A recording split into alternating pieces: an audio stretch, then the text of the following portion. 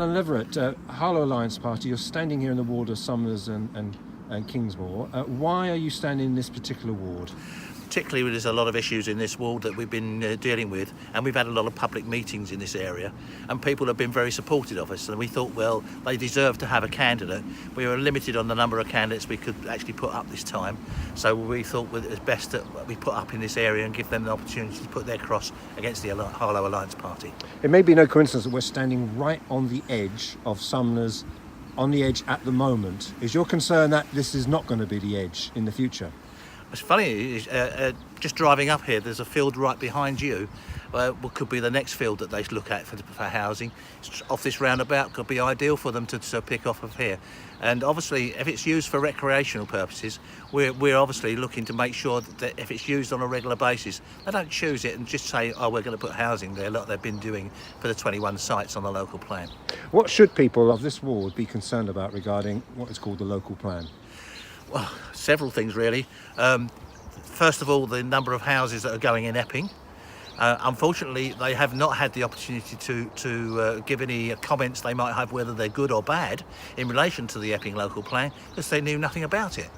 And unfortunately, they didn't have the opportunity to comment, and we actually were representing them at the Epping local plan examination. Because Harlow Council didn't. There was lots of councillors there from Epping giving their views, but not one councillor from Harlow. And why is, for the benefit of the voters and the residents, and would you have expected them to be there, and if so, why? Well, yes, because although it's called the Labour local plan, and they are the ones that have obviously pushed it through because they're in the majority within our council, the Conservatives voted against it when it was put to council. But that was it. Once they were defeated, they didn't go and say and put the views then why they were against it, and they should have gone to Epping local plan examination. The same with the Harlow local plan, exactly the same. They have voted against it. They've signed a memorandum of understanding, the council, and that's obviously been signed by the Labour Party.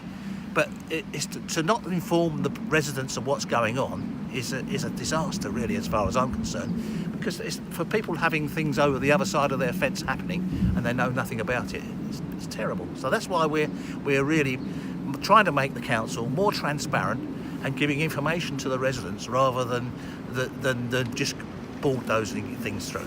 And you've had meetings, for example, meeting in Parrington Sports Club, didn't you? And is there real concerns from people?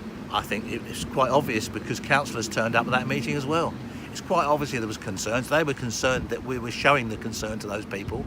At Parrington, we had over 140 people turn up on a Saturday morning. I think that was a great thing for us to actually make them aware of what's happening. And we're hoping that obviously they're going to vote for us. And yes, because last year this is just a two-horse race, but you've thrown a spanner in the works. So what would you gauge as success? That's a very difficult thing to say. You always think you're doing well. We've done very well going around the doors.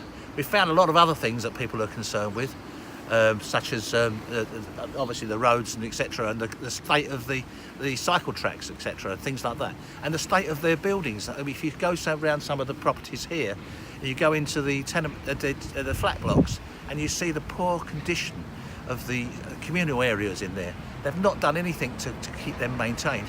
Yet they've got all this money that the HTS is supposed to be making profits. Why aren't they maintaining? They get the money from the service charges, so there's no reason why they can't maintain it.